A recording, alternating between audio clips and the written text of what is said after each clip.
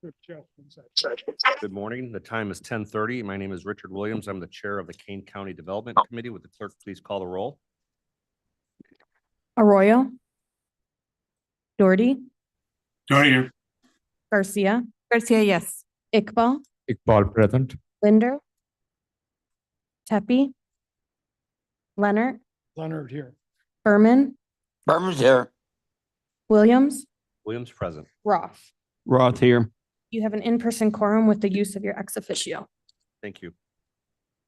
We have remote attendance request from Mr. Doherty and Mr. Berman for health reasons. Is there any objection? Seeing none, they will be permitted to participate. May I ask for someone to move for unanimous approval of the February 18th, 2025 minutes? Leonard will move for unanimous approval of the minutes of the February 18th, 2025 meeting. We have one speaker for public comment. Mr. Sinkus, are you here on a particular item today? Yes, sir. Which item are you here for?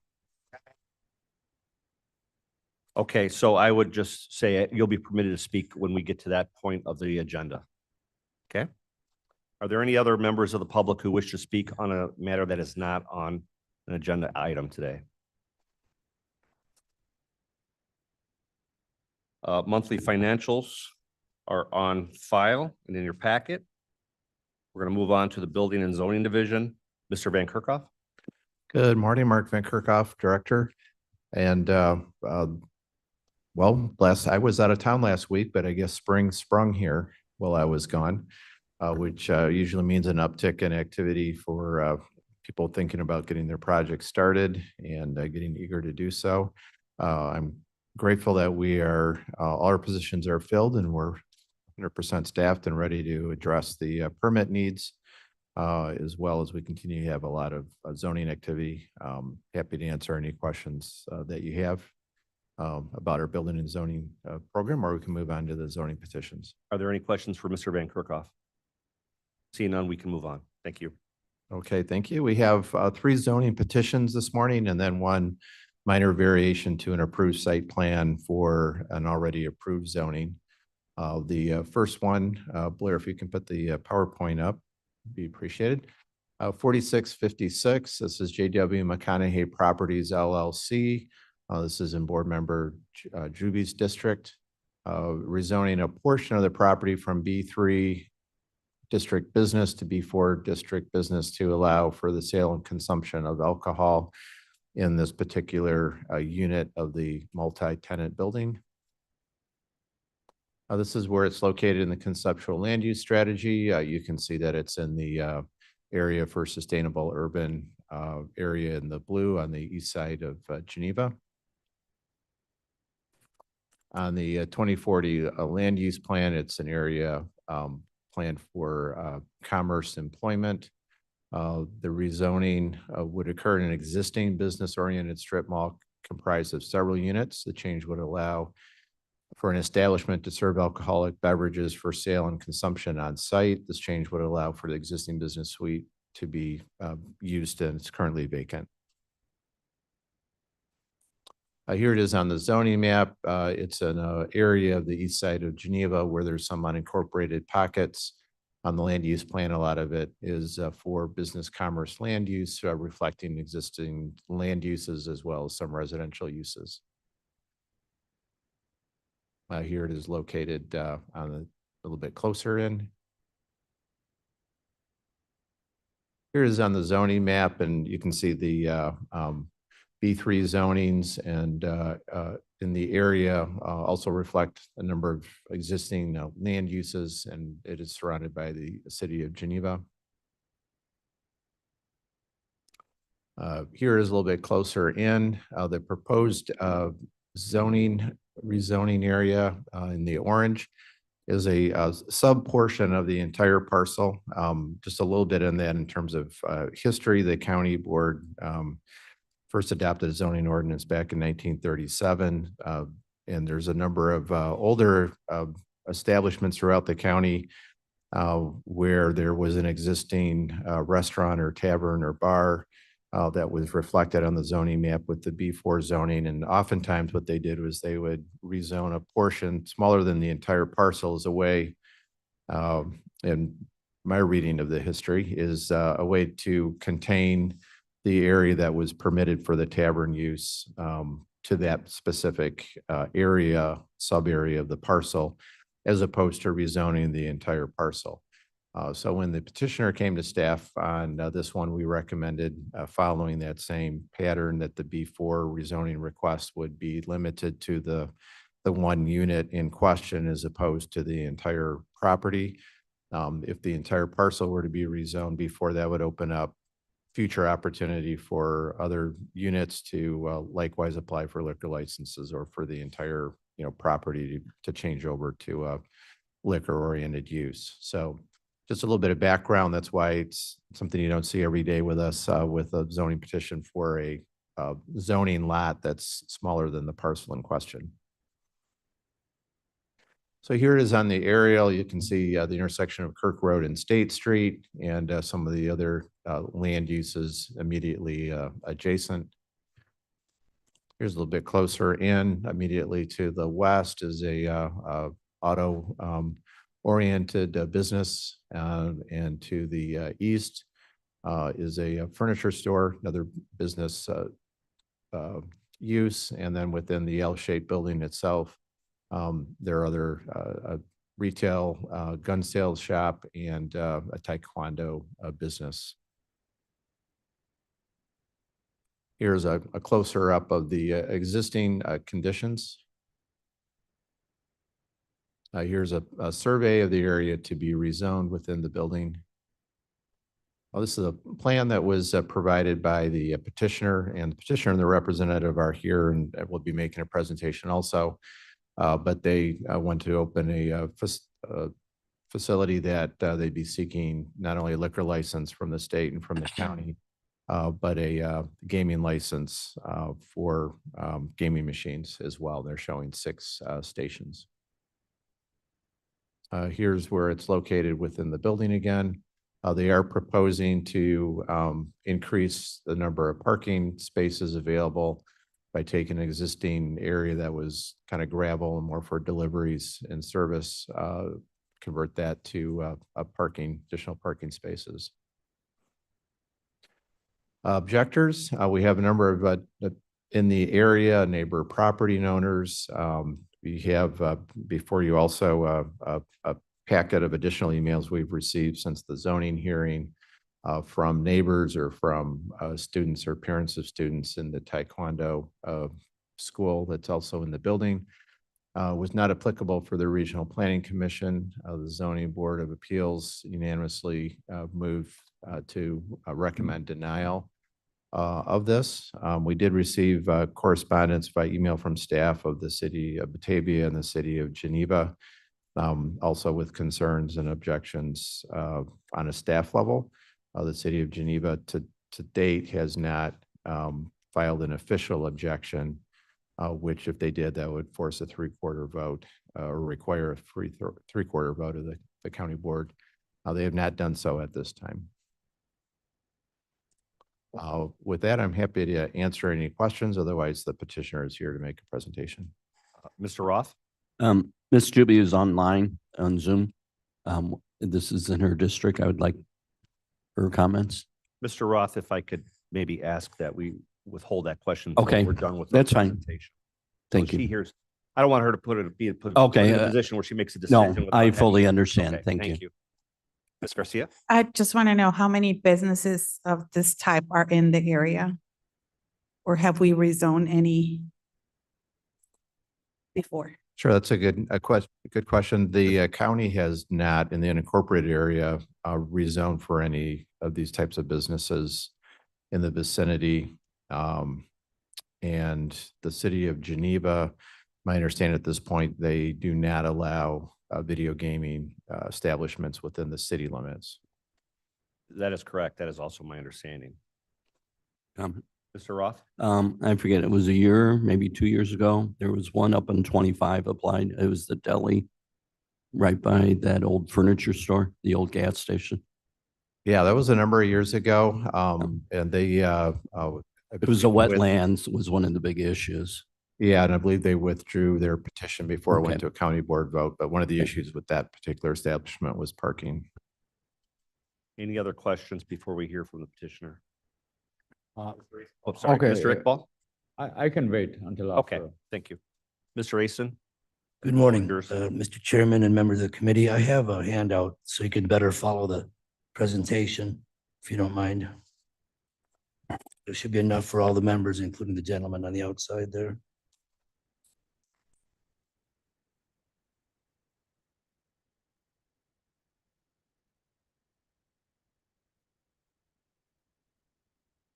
Keith. Look at that.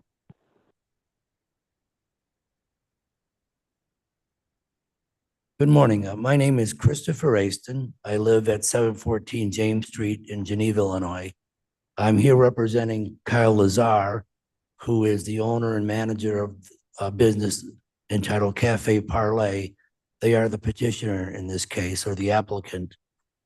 This is a prospective tenant for the existing building. Just to clarify one point, it was entitled J.W. McConaughey Properties LLC.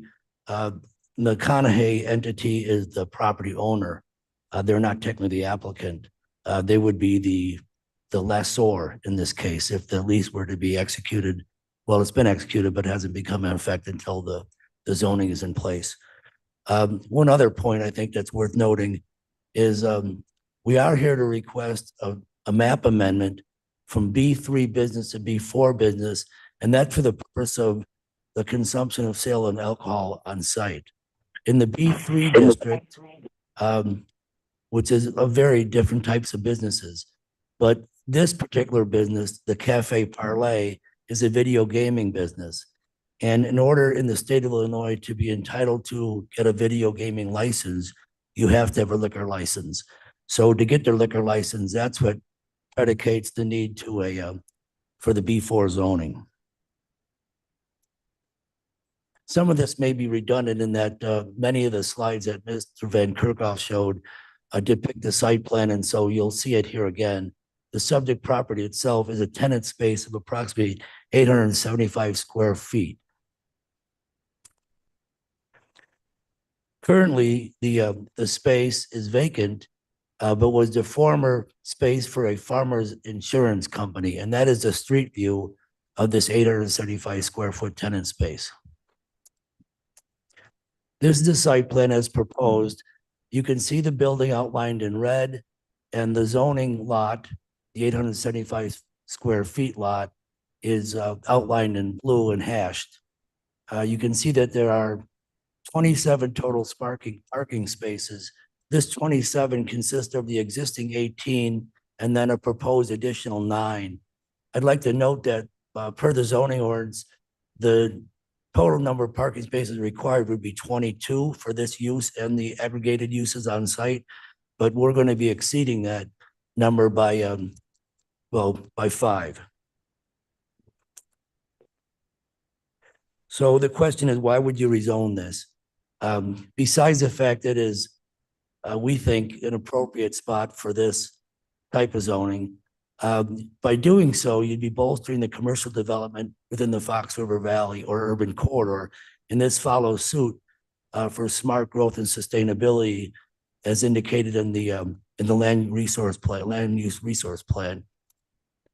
Also, we'd be allowing for the infill and reuse of an existing site, which is good sustainability. You'd be concentrating mixed uses, commercial uses, and employment centers at or near the Kirk Road Transit Corridor. And you'd also be affording an opportunity for utilization of the nearby public transit, which includes PACE and Metro Rail. And all these items or objectives are set forth in the land use plan. I didn't want to spend too much time commenting on the, addressing the comments I hadn't previously seen, but they have been made available, the additional comments that have come in from neighbors. But I will comment on the, or address the comments that were cited with the city of Batavia and the city of Geneva. With respect to the city of Geneva, Batavia rather, the property is located within 1.5 miles of the city's boundaries near Fabian Parkway. However, the 1.5 mile extraterritorial planning jurisdiction that's cited in the state statute is not applicable in the case of Batavia because Batavia has deferred any jurisdictional standing to the city of Geneva, which A, is much closer, but B, more importantly, is has jurisdiction pursuant to an intergovernmental agreement for annexation boundary. So this property falls on the Geneva side of the annexation boundary agreement with the city of Batavia and Geneva. Also, Batavia mentioned that they felt that as shown in the interior floor plan, that this particular use would need an additional bathroom as it would exceed the maximum occupancy. And my client is here today to reiterate, and I will on his behalf now, that whatever building and plumbing code requirements are in place, he will comply with them, both state and county. Now, moving over to the city of Geneva's comments related to spot zoning.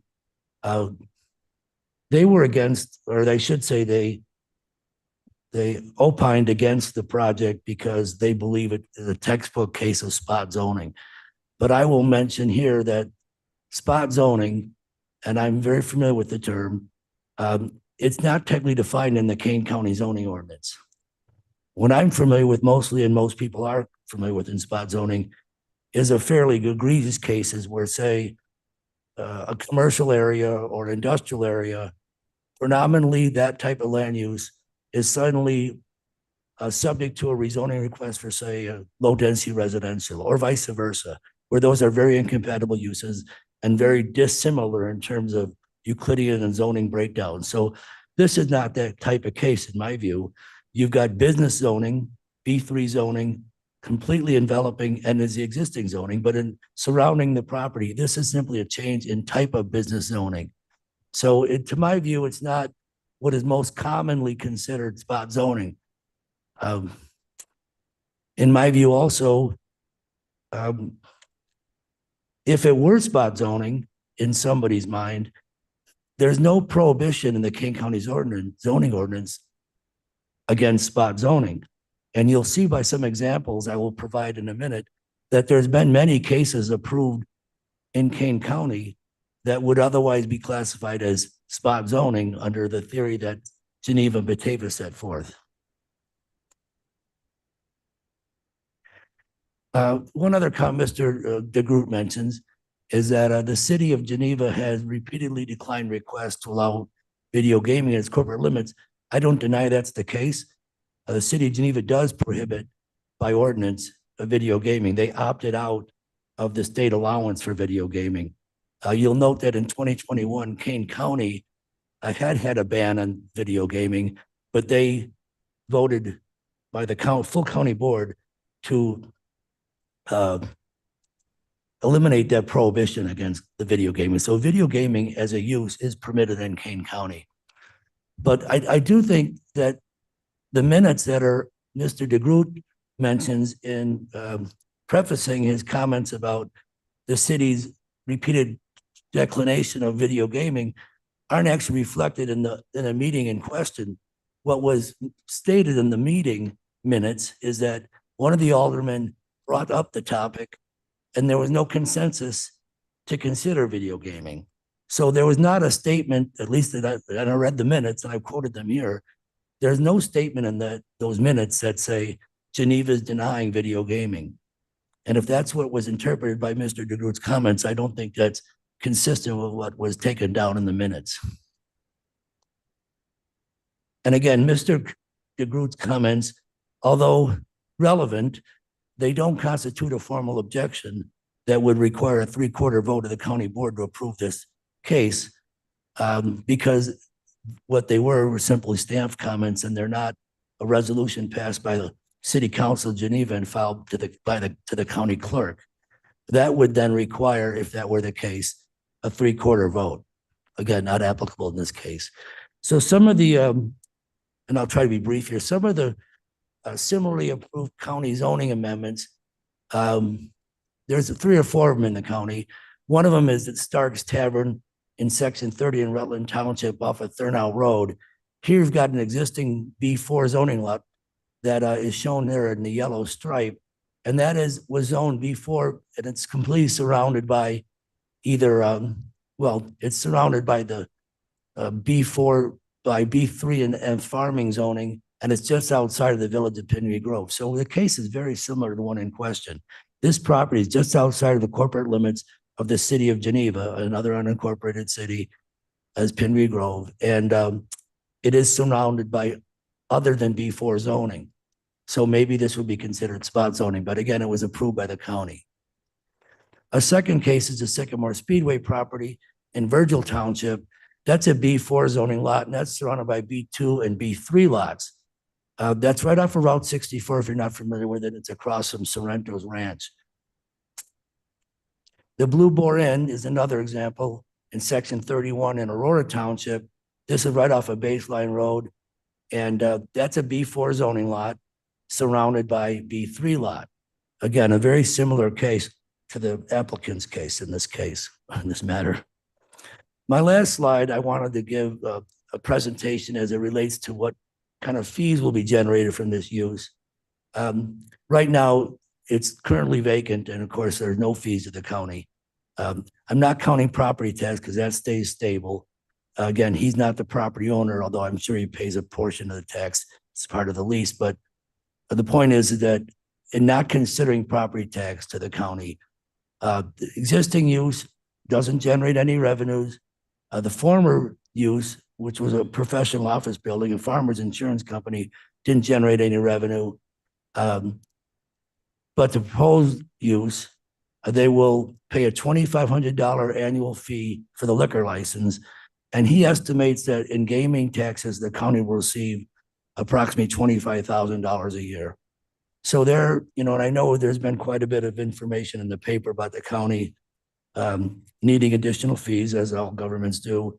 And I know that there's a referendum on this year's ballot to increase the sales tax. Well, here we have fees that will be coming to the county under this proposed use if Mr. Lazar, Cafe Parlay, could execute his lease and establish his business on site. So Kyle Lazar is here today to answer any questions, and of course, I'll answer any questions you may have. But that concludes my presentation. Thank you, Mr. Easton. Does anybody have any questions of the petitioner at this time? Mr. Leonard? Thank you, Mr. Chairman. I see in your presentation where you're talking about annual gaming taxes. Microphone, please, Bill. Annual gaming taxes of $25,000 a year, I believe that is. What are the revenues expected in order to generate that gaming tax? So I based it off, can you guys hear me? Well, Speak. so I based it off, You got to speak right into that microphone. sir. yeah, so I based it off a gaming establishment I have in Pingree Grove. And the gaming revenue I anticipate to generate at this location. Pingree Grove, I opened up last year, so 2024 was the first full year of business. And the local municipality received 25,000 just from the gaming tax aspect of it. And what were the revenues for that location? So when you talk about revenue in far of gaming, we go based on amount played. So the amount played on a monthly basis is around 400,000. That's a total wager activity by the patrons. I'm sorry, did you say 400,000? Per month? Yeah, so that's how you calculate the gaming revenue. It's based on the amount played. So every time somebody hits a button, the state has access to track the amount played. And then there's a funds in and a funds out. So the net amount is divided between the terminal operator, the location, and the gaming tax. So the gaming tax is currently at 35%. So 30 of that 35 goes to the state, and then 5% goes back to the local municipality. But in this case, it would probably be the county. Thank you. Mr. Doherty? Yeah, I didn't see any guidance on why the unanimous rejection at the zoning board. Did it happen and I missed it? I apologize. Mark? I think that's a question for Mr. Van Kerkhoff. Yeah, this is Mark. And This is not a special use, so there's not a special use findings of fact included in the packet, but generally, the zoning board found that the use with the alcohol sales was not compatible with the other business uses in the building. They were also concerned about the parking as well. I was actually not at the zoning hearing, so Natalie, if you have anything to add to their comments, but that was generally their reasoning behind it.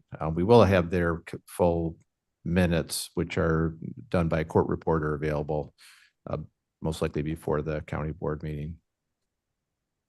Okay, thank you. Yeah, I was worried about the parking as well, but it seems like that's being addressed. And we're not talking about a brand new business. We're talking about a business owner who already is running a successful version of this business and is just to expand to a second location. So it's even more important to address, to point that out, that this guy's not new, doesn't not know what he's doing, all that kind of stuff. He's expanding in King County. He wants to do business with us. I don't see the holdup. Thank you, Mr. Doherty. Do you have a question, Mr. Roth? I do. In the presentation where they mentioned the Pingree Grove, is that his other business? Yes. And what, I'm trying to get back to that page. I'm sorry, I think the one you're referring to was in my example. Yes, what page? You're talking about the one on Starks Road, sir? No, you're. Starks Road, is that yours? That's not your business. So the example here, the Starks Tavern is not my Yes. business. No, My business just happens to be around the corner from that one. Okay. that business is in the village of Pingree Grove. Oh, He's thank you. also got an existing business in Mount Prospect. Hoffman Estates and in the village of Wheeling. Okay.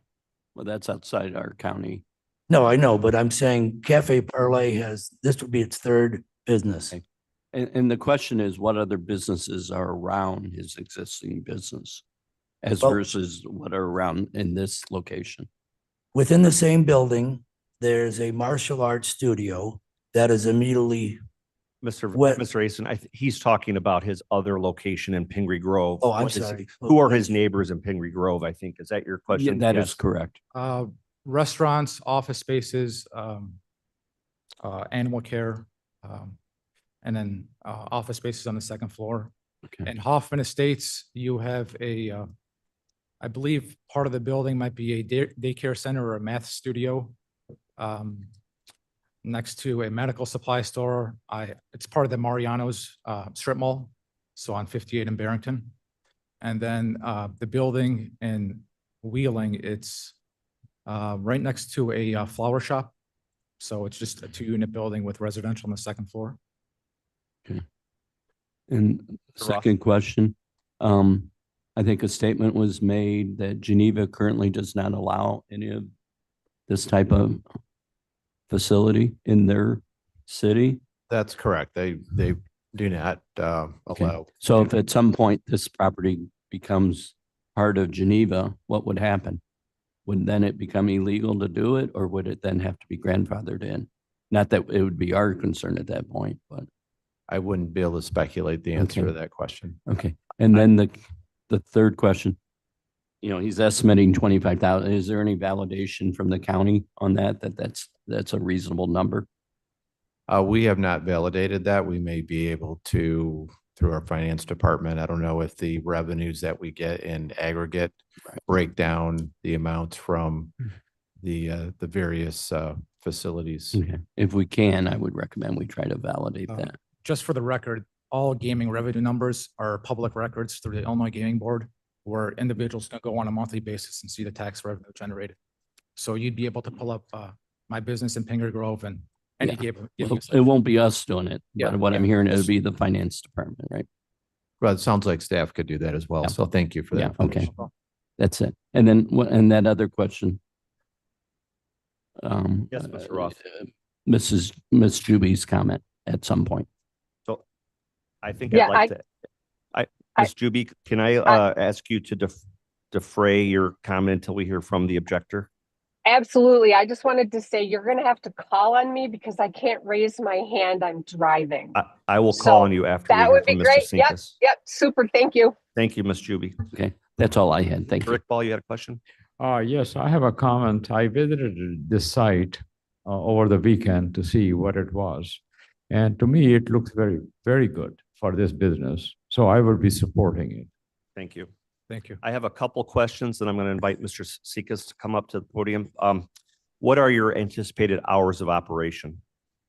So Monday through Friday is, Monday through Saturday is 8 AM to midnight. And then Sunday it's 11 AM to midnight.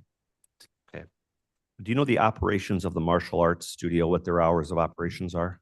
Not off the top of my head, I'm sorry. How do you handle security at this location? Or how do you propose to handle security? So we have motion sensors when there's not anybody there, but there's always a manager on site during open operations. We have a motion sensor at night that triggers a ring alarm system that goes directly to the local municipality and law enforcement. This question is actually for Mr. Mall. Do we have any experience with issues at our other video gaming establishments that are in unincorporated areas of the county that you could tell us about? No, we haven't had any contact with those Okay. businesses. Thank you. Okay, thank you for your presentation. At this time, I'm going to invite Mr. Donald Sinkus to address the board All right, thank you. or the committee. Mr. Sinkus, would you please state your name and your address? You'll have 3 minutes. Sure, Don Sinkus, 33W 672 Route 38 in West Chicago. I own 8 lots next door to the proposed gaming situation here. It's just not a good fit. The karate studio has 97 minor children enrolled every day. My property is directly to the west. I see and watch everything. The parking lot is overfull to begin with what Chris has going on, which is a really nice program. You've got Liberty Guns next door. And when I look at Cafe Parlay, I went and looked at 2 of his businesses. The hours, which I photocopied it, 9 AM to 3 AM every day. Nothing good happens at 3 AM in the morning when people have been drinking.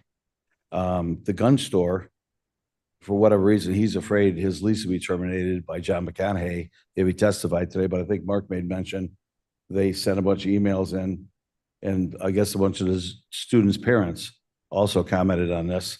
And the gun store owner had a business in West Chicago downtown, and he moved from there because it was next to a bar gaming. And he said the amount of like urine bottles, broken bottles, garbage every morning from this is why he got out of there and came over here to get away from that whole program. The parking will never work because the gun store put ballards up in front of his, and he has 6 in front of him. Every day they use them. Behind the building is just all gravel and there's nothing designated. There's a big shed back there, which was on the surveyor's document there. John McConaughey has a couple big trucks parked behind there. You can't turn around in there. And the martial arts studio opens, he's got a double door to the backside. And in the summertime, they open up the double door to the back to bring fresh air in for the kids while they're working out.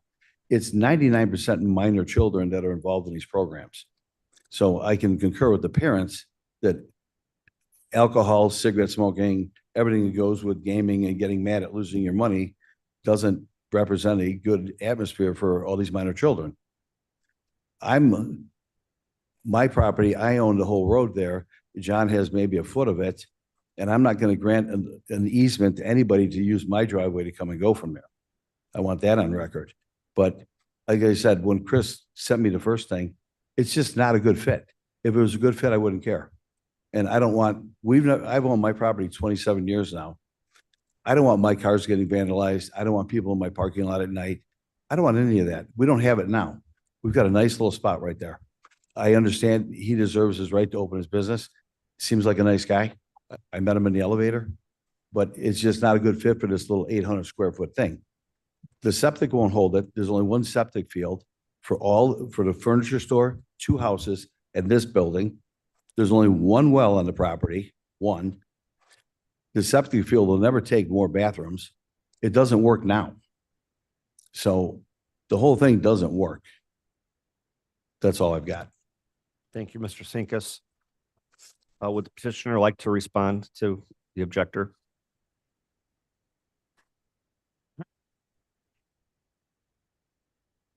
So there was a couple things on my location in Hoffman Estates that were open up 9 a.m. to 3 a.m. and he's correct. That's our hours of operation. We're just following local ordinance. There's a few other competitors within that same strip mall. So in order to be competitive, I just want to match some of their hours. Also, there's heavily night traffic is more so, the hospitals in the area, the professional workers who get off work and everything's closed. So they just stop by and, have a beer and play a little bit and leave. And then as far as the septic, we had the meters read from an individual named Del Ward who I hired, who was in contact with Colleen Nyland.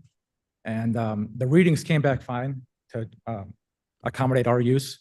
We would just have to go through the formal plan review process that any establishment has to. Thank you. I just want to address a couple of things, one of which is the question of the driveway that is between Mr.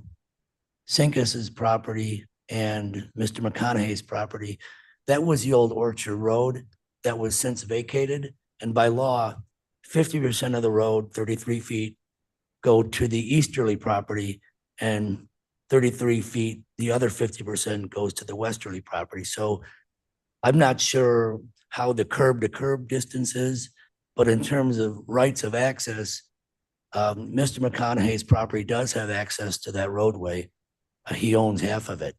And it's a private road per se, because it was vacated. Finally, if you look at this site, I think you can pretty much tell from here. I could go to another exhibit if you'd like, but there's a median that is between the eastbound and westbound traffic on East State Street there. And that runs almost easterly to the point of where this driveway is. If you wanted to go to the site into the property, if you're going eastbound, you would have to go to that driveway that goes into where this building is and the Homeworks building. You would not use the driveway that is located between the properties. So if you look at the red building lot, building footprint, to the west of it are diagonal parking spaces, and then to the west of those spaces is the access from that Orchard Avenue former right-of-way. Going into the site, you would not use that driveway at all. You would come in from the drive off of 38 if you're going westbound. You really can't go into that site going eastbound unless you go past that driveway altogether because of the median. Now, you would exit if you wanted to, and if you wanted to go westbound, you could exit onto Orchard Avenue and then get onto East State Street. But practically speaking, that would only be for the westbound traffic. The eastbound traffic would not use that roadway at all because you're blocked by the divided highway on East State Street. So the amount of traffic associated with ingress and egress from the site is really only half of it. In terms of the threat to Orchard Lane, and that is egress outbound access. And again, if you were to enter the site going westbound, you would get off first into the driveway off of Roosevelt Road, and you'd access the parking spaces in front of the building or to the east of the building to get inside the tenant space. And you would not necessarily use the ones past the building on the west. So I don't see the parking as a big threat as Mr. Sinkus does. And as I indicated, we're adding additional 9 spaces onto the existing parking schematic for the site. Thank you. One more thing. So as was mentioned, I operate a location in Pinger Grove, Hoffman Estates, and my brother has one in Gilbert's, and he used to operate one in Lay Lake. None of those on a monthly basis for beer sales ever exceeded $800 a month. So if you break down on a month, we're selling $20 to $30 worth of beer a day. It's really just a prerequisite in order to get the video gaming. $20 to $30 worth of beer a day is not what you typically see at any other bar. Thank you. Thanks. At this time, I'd invite Ms. Juby to provide the committee with her comments. Okay, thanks. I'm gonna pull over. So I did attend the zoning meeting and they had several concerns about the parking. The occupancy of the gaming facility would be 14. They're adding 8 parking spaces. As we've already heard, the parking is already tight.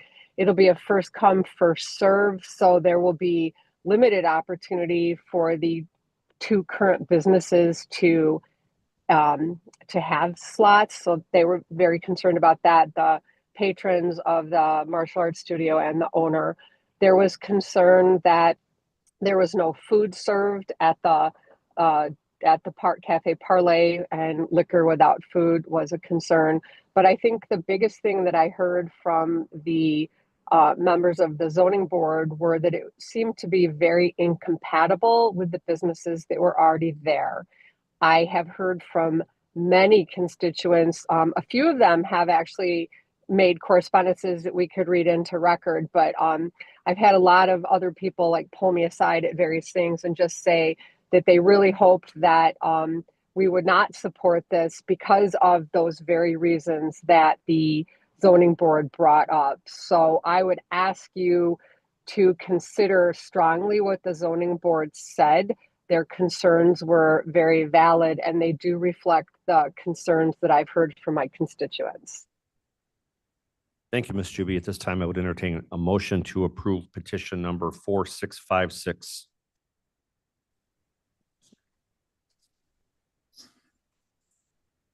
Mr. Doherty, is this something we can handle in discussion?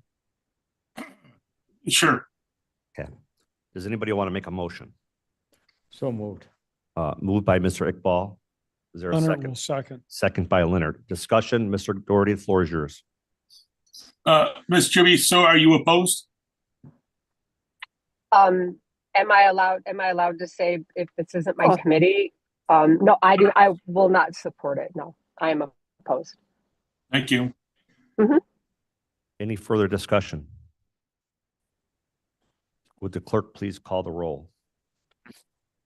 Doherty, Right now, Garcia, Garcia, no. Iqbal, Iqbal, yes. Leonard, Leonard, no. Berman, Berman, yes. Williams. Abstain. And it fails with 3 noes, 2 yeses, and 1 abstain.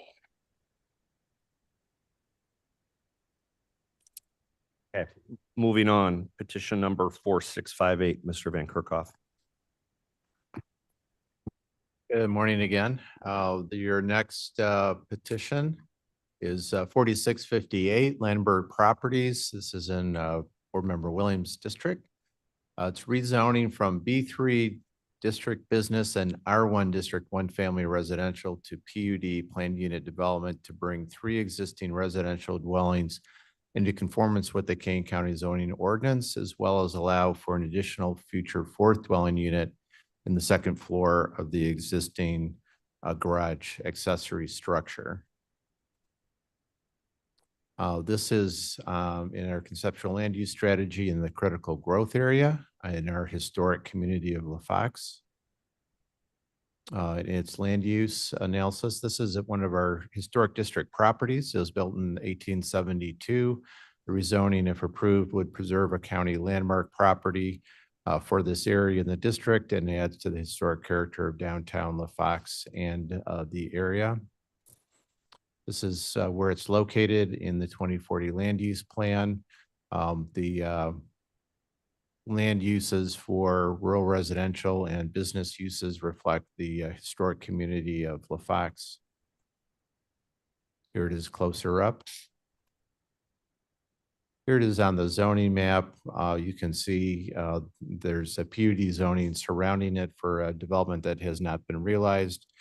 Otherwise, the other zonings reflect the existing uses in the historic district. R1 along LaFox Road, and then B3 uses, business uses that were designated along the railroad. And here's a little bit closer up with the overlay as well. I will go back and note again that this, the subject property had an existing R1 in the eastern portion of the property. The western portion of the property, which is now vacant, the B3 is reflective of a business use that used to be there at such time. So in working with the new property owner, this new designation would extinguish that business use that no longer exists there. Here it is on an aerial. Here is the site plan. There's several residences on the property that were constructed historically by the Potter family and the existing garage. Here's the site plan for the property. One of the homes is known as the historic Potter House. One of the standout buildings in our historic district, Italianate style house you can see there, and then a smaller upright and wing residence that both exist on that same parcel. There is indoor plumbing, contrary to the photo on the lower left of the historic privy.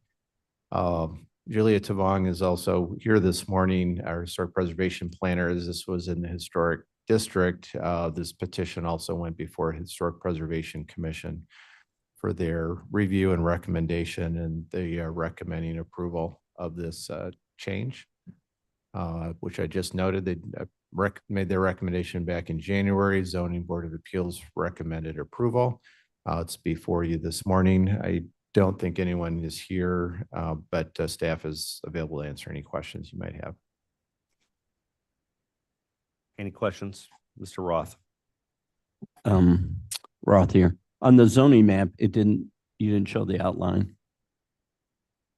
If you can go there, it's the rear part of the property, or that one, either one? It's the entire parcel. Oh, so it's in- currently, the parcel has two zoning lots, Right. two different zoning designations. So this will now all be plan unit development, which will allow the multiple residential units Okay. in the small single family home, the larger home, which has 2 units in it, 2 or 3 units in, and then the would allow the potential for an additional 4th unit above the Okay. garage. And that's basically what they're asking for, a 4th unit. Exactly, yes. Okay, thank you. All right, at this time, I would entertain a motion. So moved. Moved by Mr. Iqbal, Leonard will second. seconded by Mr. Leonard. Any further discussion? Mr. Chairman Allen, Yes, Ms. Allen. is the garage constructed currently to support an extra unit? And if not, will the owners be able to comply with whatever our development department requires in order for it to be a strong enough building to have a residential unit above? Sure. So that's Thank a you. good question. If this zoning were to be approved, any improvements for the 4th dwelling unit would need to be subject to the county's building code and plan review and requirements in order to assure that it was, be able to support that, as well as subject to other parts of the county code, including, for the well and septic and everything needed to support a 4th dwelling unit. So the zoning provides the potential. They will still need to prove out and be approved for the additional improvements, as well as go back to the Preservation Commission for what the design of it would look like. Mr. Doherty, do you have a question? Yeah, same question for you. What's your opinion on this? Oh, I'm in favor. Thank you. I do have a question, though, for Ms. Tavong. And maybe this is a question for Mr. Mall, I don't know, but these buildings need to be painted. And that's going to come up in another discussion. What authority do we have over the maintenance of these historic structures? Anything that is not maintenance, something like a re-roof, they will have to come to the Historic Preservation Commission to get a certificate of appropriateness. and then they can go and get their regular building permits. But yeah, the painting is it's definitely something that I will be talking to the new owner about. Thank you. Do you have anything to add there, Mr. Wong? No, they just can't be in disrepair, but that's kind of subjective. Okay. Please call the roll. Doherty, Yes. Garcia, Garcia, yes. Iqbal, Iqbal, yes. Leonard, Leonard, yes. Berman, Berman, yes. Williams. Williams, yes. Passes. The next item on our agenda is petition number 4657, petitioner Christopher Haas on behalf of Chestnut Skies LLC. Mr. Van Okay, Kerkhoff. yeah, and this petition will be handled by Natalie Zine, one of our zoning planners, so.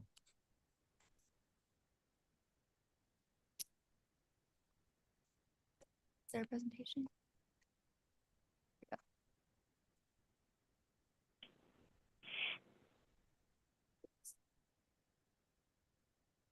So, can you hear me? Okay. Good morning, everyone, and thank you, Chairman. Petition 4657 was applied for by Mr. Christopher Haas on behalf of Chestnut Skies LLC. They're requesting a special use permit in the F Farming zoning district to allow for a public stable. The subject property is located at 8 North 852 Burlington Road in Hampshire, Illinois, Plato Township. We did receive a complete application in January. All of the submittal documents have been provided on the Kane County website for further review. All applicable notice was sent out to adjacent properties, and the project was also sent out to King County staff and other stakeholders for review. So here we have our location map to give you some context about the area. You can see that we're in Plato Township, section 31. The subject property is accessed by Burlington Road, and is primarily surrounded by other farmland and agricultural uses.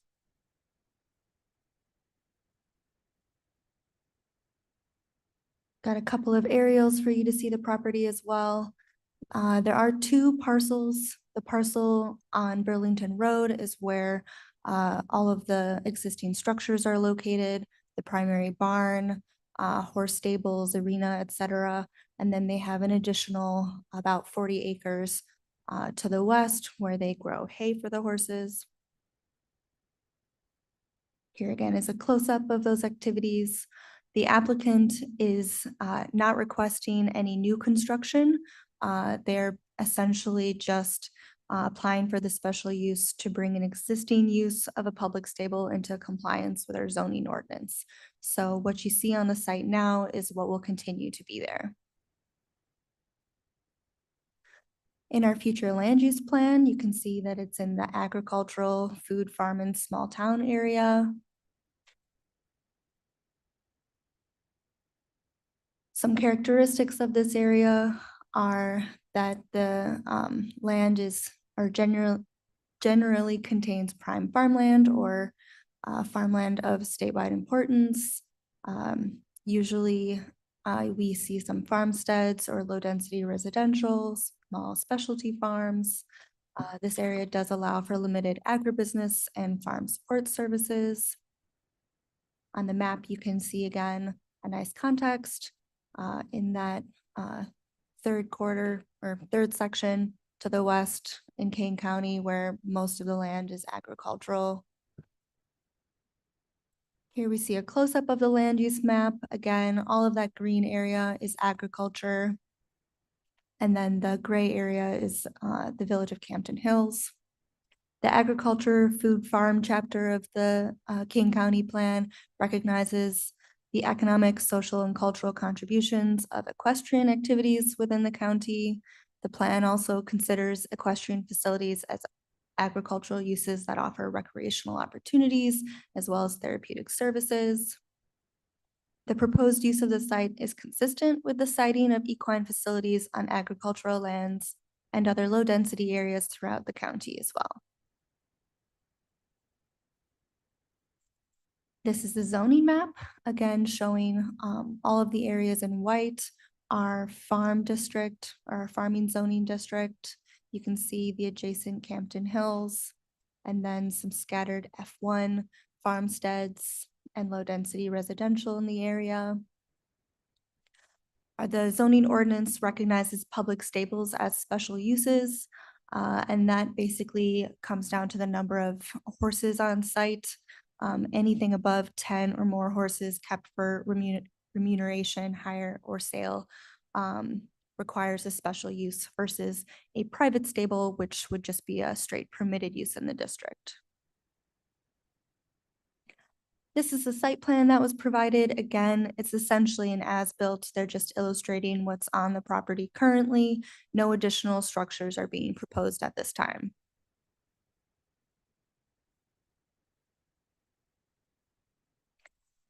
The petition was reviewed by our water resources team. They have indicated that a stormwater detention basin was permitted in 2003. However, as-builts were never submitted to the county, and a drainage easement was also not recorded. Any disturbance or new impervious area added to the site will require a stormwater permit in the future should they decide to add anything. And the site does contain some Zone A floodplain and wetlands. Again, any additional structures or improvements added to the site would require determination of the base flood elevation by a licensed professional engineer and wetland delineation. They have suggested 2 recommended stipulations of approval, being that the owner submit those record drawings for the stormwater detention basin and also record the drainage easement over the stormwater detention basin. KDOT had an opportunity to review the petition and did not have any additional comments. And the King County Health Department reviewed the request. They have indicated that should the project or the petition be approved, as part of our establishment of use permit, the health department will review the existing well and septic systems and make sure that everything is still in compliance, but otherwise had no objections. All special uses are required to apply for an EcoCat and NRI report.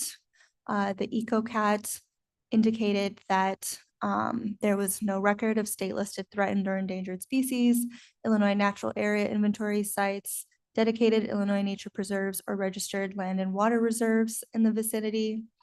And the Soil and Water Conservation District indicated that according to their information, a report was not required at this time because the proposed zoning change doesn't include any disturbance of the land. Again, this is an existing use that we're bringing into compliance with our zoning ordinance. Those are, again, the 2 stipulations received from Water Resources. I did not receive any public comment via email, and we did not have any members of the public come to the ZBA. These are the findings of fact. The ZBA did unanimously vote to recommend approval of the petition at their meeting on March 11th. And their findings of facts and comments were provided in your packet if you have any additional questions on their input. I do believe the representative for the petition is here if you have any questions for him as well. Are there any questions for Ms. Zine? Mr. Chairman. Nothing was mentioned about the horse manure, additional horse manure that will be produced because of the public stables. Is there any provision that that governs that? So there shouldn't be any additional waste from the animals, as this is an existing use, but our ordinances do require that any animals be housed a minimum of 100 feet from any adjacent residence. And the property maintenance department and health department would also get involved if there were ever an issue in the future. Any other questions? All right, Mr. Roth. Roth here. Mr. Williams, this is in your district. Do you support this?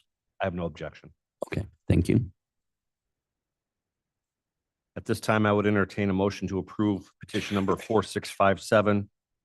Petitioner Christopher Haas on behalf of Chestnut Skies LLC. Very timely ringtone, by the way.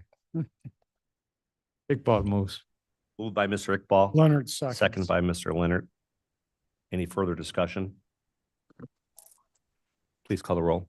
Doherty, Yes. Garcia, Garcia, yes. Iqbal, Iqbal, yes. Leonard, Yes. Berman, Berman, yes. Williams. Yes. Passes. Okay, moving on to petition number 4517, petitioner Frank Kuda, PE, on behalf of Greg and Charles Kellenberger. Mr. Van Kerkhoff, please. Good morning. This is your last item this morning. This is actually an existing petition that was approved by the county board for B3 of the special use to allow the outdoor storage yards. The property owner has come back to Kane County primarily through via Water Resources to take a open air at surface area on the site for detention and to put that detention in an underground facility that would be permitted through our stormwater department. And then propose to use that new surface area that they would be gaining for additional yard storage, which is part of the permitted use under their special use that was granted to the county. In staff review this, we are considering this to be a minor variation to the approved site plan that was approved by the county board. But since it is a change from detention to additional yard storage, we had them come through this minor variation process that is provided for in the zoning ordinance for special uses. It provides that the development committee can review and approve a minor variation. I'll go through it with you, but you have the options of either approving the minor variation, not approving the minor variation, or for any reason you felt like it needed to come under full notification and hearing in front of the zoning board of appeals for you to make a decision. That'd be your third option. We don't get a lot of these, but this is one. You have the information in your packet. I'll just illustrate. This is the part of the site that for the subject property, it is completely surrounded by the city of Elgin, and you can see the large commercial industrial type uses that surround this property that's unincorporated. There's not a real close up there, but at the very south tip of the triangular shaped parcel is where the existing detention is. And that's what's proposed to be put underground and then utilizing that little tip area there for additional yard storage. This was a letter that was submitted by Shefflow Engineering on behalf of the Kellenbergers. Here is their plan that they're providing to Water Resources for putting the detention underground. This was the original ordinance that was approved by the county board for their use. For your reference, again, the location of the property. This was the originally approved site plan, and you can see the detention at the very south tip there. So with that, happy to answer any questions that you might have. Any questions for Mark?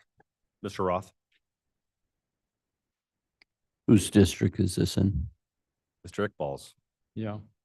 Are you okay with this? Yeah, I'm fine. Thank you. All right, I'd entertain a motion to approve petition number 4517. Iqbal moves. Moved by Mr. Iqbal, seconded by Leonard seconds. Leonard. Any further discussion? Mr. Chairman, Allen, Yes, Ms. Allen. may I ask what product or equipment or whatever would be now put on top of that space? Certainly. So the Kellenbergers have a number of companies that are construction related. So that would be at this part of the property, their trucks or material storage that they already have elsewhere to the north of the detention. It would just be expanding that to allow for some more use area of their existing construction yard. Thank you. All right, would the clerk please call the roll? Doherty,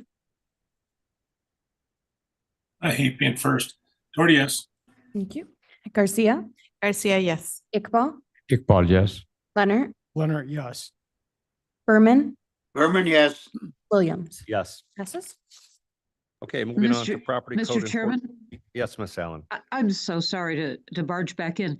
Does that mean that this area would be paved in order for equipment to be parked on it? What kind of base materials are we putting down? Stone, gravel, asphalt, concrete, all the above? I'm not familiar with the stormwater application, and I don't know if it's proposed to be paved or gravel, but it would be one of those two. It'd be an impervious area. Thanks. Okay, Mr. Mall. Good morning, John Mall, Kane County Property Code Enforcement Officer. We remained busy last month, and we've noticeably been getting busier with spring, coming into the season of spring now. We did last week, Santos Diaz, our inspector, had his 1-year anniversary. I had my 2-year anniversary here, and we had 27 new cases last month, and took 2 additional to adjudication. We worked with Caius on a couple cases, and that's all I have for you today. Any questions at all? Any questions for Mr. Mall? Thank you. Thank you. Planning and special projects, Mr. Van Kerkhoff. Sure. And before I get into that, I just want to add my appreciation and congratulations to John for 2 years with us and Santos for 1 year with us. I also want to note that by those numbers of those 27 and then plus the whole caseload for myself and other directors who get involved in the more troublesome enforcement cases. It's not just the volume of ones that we don't have to deal with directly. That's a huge staff savings to our teams.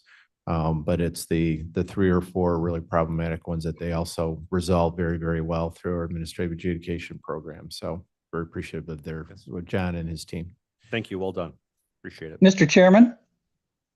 Mr. Caius, yes? Yes, Mr. Kai. So I think I heard my name. I'd like to thank Mr. Mall and his team as well. I know that they've been very cooperative up in my area. From this last year has been a delight to work with the team and having it all put together and addressing some of the situations that occur out in our unincorporated areas. So thank you very much, Mr. Mall and team. Yeah, we appreciate your support. Thank you. Mr. Doherty, you have your hand raised. Do you have a question or a comment? Yeah, he even wears the hat at home.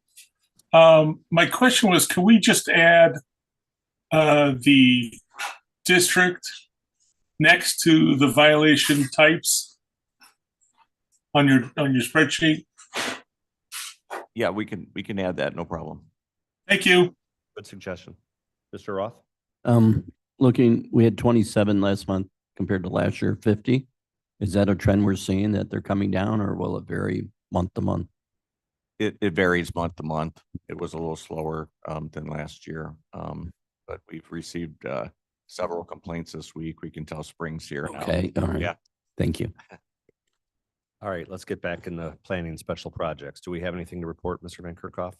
Well, you have, our planning division reports a number of committees. So there are, we summarize their work in this report. I'm happy to answer any questions, but I do want to note one important thing, that is March Madness, as you know, which also means that it's for the state of Illinois, IMEC and the Manufacturers Association, Makers Madness. And at Jobs Committee, our team reported 20 products made in Kane County were nominated as part of Makers Madness this year.